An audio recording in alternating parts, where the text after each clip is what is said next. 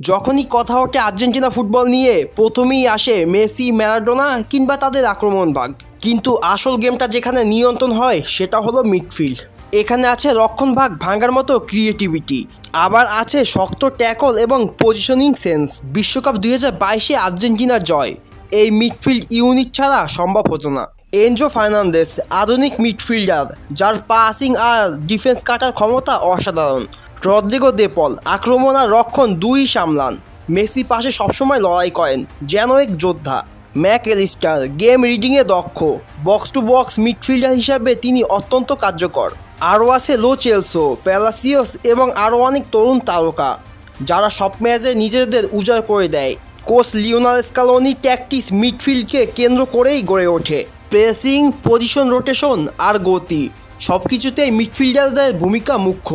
এই ইউনিটিটাই মেসিকে সুযোগ করে দেয়, ফরওয়ার্ডদের খেলা সহজ করে তোলে। তারা গোল করে না, তাদের নাম হয়তো শিরোনামে আসে না, কিন্তু আর্জেন্টিনা জয় পরাজয়ের আসল নায়ক তারাই।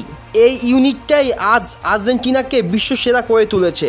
মিডফিল্ড মানে হলো মাঠের মাঝখান, এখান থেকে সব বল বাড়ানো হয় ফরওয়ার্ডদের দিকে, আবার প্রতিপক্ষের আক্রমণও আটকানো হয় এখানেই।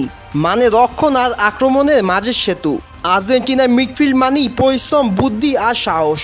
তাদের কাজ শুধু পাস দেওয়া নয়, তারা প্রতিপক্ষের পা থেকে বল কেড়ে নেয়, খেলার গতি ধরে রাখে, আবার অনেক সময় নিজেরাও গোল করে। তারা নীরবে কাজ করে আর তৈরি করে জয়ের পথ। তাই মিডফিল্ড ছাড়া আর্জেন্টিনার দল অসম্পূর্ণ।